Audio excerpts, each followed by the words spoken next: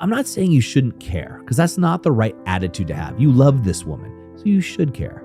But what I'm going to propose to you is something different, something that's not talked about very often. I want to propose to you engaged indifference. What the heck is engaged indifference? Well, essentially, engaged indifference is quite simply being engaged. So I'm going to be engaged in this conversation with you, but I'm going to be indifferent on your reaction. I'm going to be indifferent on the outcome of the conversation. Hey guys, welcome back to another episode of the TPM Show. Once again, I'm rolling solo here in the studio. And what I want to talk about today is something that came up on a coaching call I had earlier. And I see this a lot. I see this a lot with the men coming in the program. It's when you stop caring, results start to come. Now, this may seem counterintuitive, and I totally get it. Is what happens here is when you stop caring about your wife's reactions, the results you're seeing or her attractiveness to you starts to come. Now, how does this work? Because I know this sounds counterintuitive. And to some of you go, hey, look, I get this, but how do I do it? Now, one of the things that we teach is a concept called engaged indifference. Now, I'm going to talk about that in a little bit, but let me set the scene for you. What typically happens in most marriages, as they start to crumble or as they start to lose the passion, when you start to lose that love and feeling, if you will, and you start to feel like your wife feels more like a roommate with a ring than actually the lover that you wanted in your life. What tends to occur is men start to try to make their wives happy, right? You start to bring that passion back. And as a guy, we start to do more things. We start to become the quote, nice guy that Dr. Glover talks about in his book, No More Mr. Nice Guy. Great book. It's just going to tell you what your symptoms are, right? So you can identify, which is good. What I want to do is give you a way out, a way to change things. So when you start to try to make your wife happy, there's nothing wrong with wanting your wife to be happy, but what a lot of us do is we start trying to get her attention. We try to win her back. What happens is that creates what's called a needy energy. And what I mean by that is you become needy. You need her energy. You need her approval. You need her reaction. You're constantly watching the way that she reacts to the way that you act so you can get the result you want. Maybe that result is sex. Maybe it's more connection. Most likely it's both. You probably want your wife to look at you with that love and respect, like she used to look at you. Like she looked at you when you said, I do, right? That look in her eyes. The problem is we as men have been taught that if in order to get that back, we need to make our wives happy. She's not happy right now. So, oh shoot, what can I do? Consciously or unconsciously, we start thinking of ways to make her happy. Now that could be helping out with the chores. Take the burden off of her. Maybe she typically cooks dinner, so you're going to cook more. Maybe you start taking out the trash more and you're looking for her to say thank you or I really appreciate it, but she doesn't. So you start doing a little bit more, right? Maybe you start buying her some gifts. You buy her another ring, you buy her a necklace, or maybe you plan that perfect dream vacation or that getaway you guys have always wanted to go. And for a while, for days or maybe a couple of weeks, things start to seem good. And then they go back to normal. They go back to a place where you're disconnected. So you start looking for that validation, making sure that you're doing good, pointing out the fact that you took out the trash, pointing out the fact that you were able to make the birthday party or that you baked the cake or that you gave her the gift. You're providing for her. You are such a great provider. But yet she still pushes away. The problem is you're going towards her with such needy energy, right? You need her. What happens is instead of seeking the value within yourself, you start looking for that externally, right? And when we start looking for our value or our appreciation or other things external of ourselves, we effectively hand our power over to that person. Now, we all do this to some level. So don't get me twisted here. We all do this to some level. The problem is, and I see this with literally tens of thousands of men, is we do this with our wives because that's a very important relationship. And we want to make sure we're a good guy. We're a good boy, so to speak, right? So we get that reward. Now, we're not thinking that consciously, but subconsciously, that does play out. And so what guys do is they'll follow their wife around. They'll showcase how great they are in the hopes that she will see how amazing they are. You know you're amazing at work. You know your friends think you're awesome. But why doesn't she, right? Why doesn't she see your greatness? And so then you chase her more. And when you chase her more, it repels her, right? So I have this theory, right? So it's like a cat. Have you ever been to someone's house who has a cat?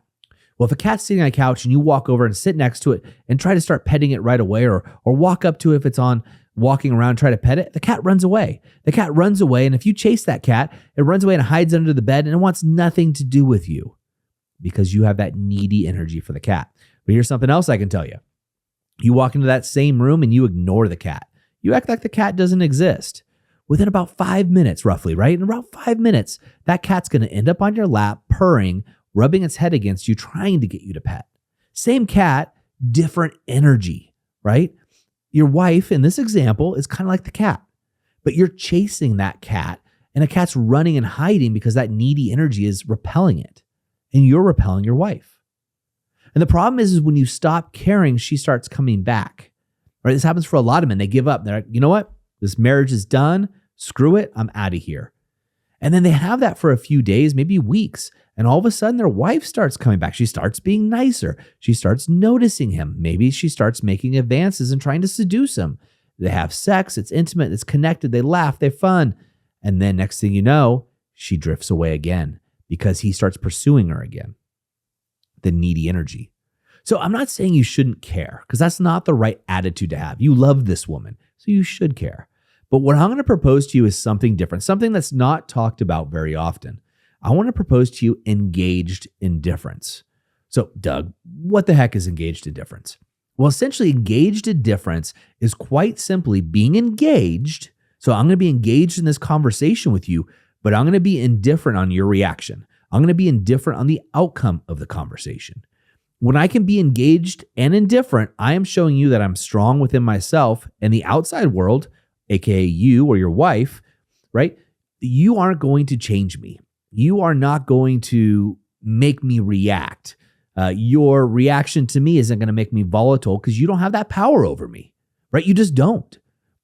So when you're doing this with your wife, she's going to have a lot of emotional power, triggers. And you've been doing this probably for so long. You probably did this with your mom, right? That's probably where you learned this behavior and with women that you've dated. And you probably look back from your history and be like, you know what, Doug, you're right. When I stopped pursuing women, right? The women I stopped pursuing seem to really try to get me. They want me more.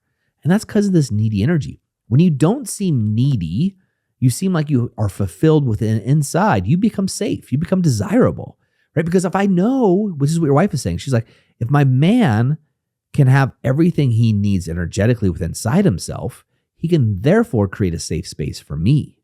And if he can create a safe space for me, that is safety. That is interesting. There's intrigue there because he is the master of his own domain, the master of his own world. He is grounded. He is solid. And guys, you've met other men that are like this. They're grounded. They're solid. Maybe it's in sports. Maybe it's in business. Maybe it's your friends of yours. Maybe it's a mentor of yours. You've met these men who are grounded. And when you meet them, they seem very cool. And you want to get to know them better, right? Because they don't need you. They might be interested in you and have great dialogue, but you can tell they don't need your friendship. They don't need you, which makes it more of a mutual friendship, right? Because when someone needs you, then it's a transaction because they need you to give them something in order to get something back. And you don't want to be in that needy energy. Your wife definitely doesn't want you in that energy. She wants you to practice engaged indifference. She wants you to be engaged. She wants you to be present. She wants you to be in her world, but indifferent of the storm that she may bring, indifferent of her reactions. Think of yourself again. We use this analogy a lot in The Powerful Man of the lighthouse. The lighthouse stays strong. The lighthouse doesn't move. It's not the tugboat. A tugboat goes out and rescues ships. It goes out to the storm, but not when it's too stormy. A lighthouse guides a ship to safe harbor regardless of the weather. It weathers the storm. Its lights always stay on. You, my friend, are a lighthouse. Act like the lighthouse. Be there, be present, be engaged, but be indifferent. And you stop chasing your wife and you start being with your wife, you're going to find her coming back to you, right? She's going to be really interested, kind of like the cat. Like, hey, why isn't this guy chasing me all of a sudden? What gives? What's going on? I can't rattle his cage. Remember, your wife is going to do shit tests or safety tests, right? She's going to make sure that she's safe. And if you react, you failed. You failed. She won. She doesn't want to win, right? That's the crazy thing about this. She doesn't want to win this game. But if she does win, it shows her that you're needy. And who wants to be around somebody that's needy? Let's just be honest, guys. Nobody does. And so this is where engaged indifference comes in. So again, engaged indifference is being engaged in the conversation, present in the moment, but indifferent of the other people's reaction. So my wife, I'll just use my wife as an example. She can do a safety test or a shit test with me. And if I laugh it off or I don't react, chances are she's going to flow with that energy. She's going to know she's safe and we're going to have a good time. Conversely, if I do react, I get upset, I get volatile, I get hurt, whatever it is, I'm showing her that whatever she said has power over me, power over my emotions. She can trigger that emotional response within me. It's not contained within me. So therefore, she has the power. And if she has the power over me, how the heck can I protect her from somebody else? Right? Here's my wife, 110 pounds or whatever. She can control me. How can I help her with anybody else? I can't. It's impossible. She knows that. However, if she can't control me, then that's a safe place for her to land. And then she could be seen, heard, and desired, which all women want. Part of this, engaged indifference, is embracing the power of the wolf, not the deer.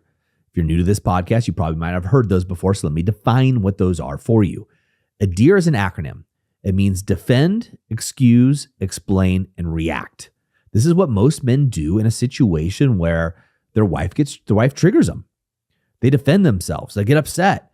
They over-explain why they did what they did, right? They make excuses for what they're doing and they react. They react instantly. We get upset. We get triggered. A deer is a weak animal. We don't want to be the deer, guys. We want to be the wolf, wise, open, loving, and fierce. Now, fierce doesn't have to be mean, right? I'm fierce as I'm strong, but I'm open. If I'm open, I'm receptive. Doesn't mean I have to, react to you, because I'm also wise and loving. So wolf is wise, open, loving, and fierce. Remember that. Remember that as you go into your conversations and bring engaged indifference. This way you don't have to fully pull away from your woman or your family because you want to be present. You want to be a good husband as well, right? We all do. And we want to take care of ourselves. So practice engaged indifference and watch your wife become more attracted to you like a magnet. The magnetism here is the push-pull. It's going to be like the cat, and she's going to sit on your lap and purr. All right, gentlemen, as we always say in the moment of insight, take massive action. We'll see you next time on the TPM show.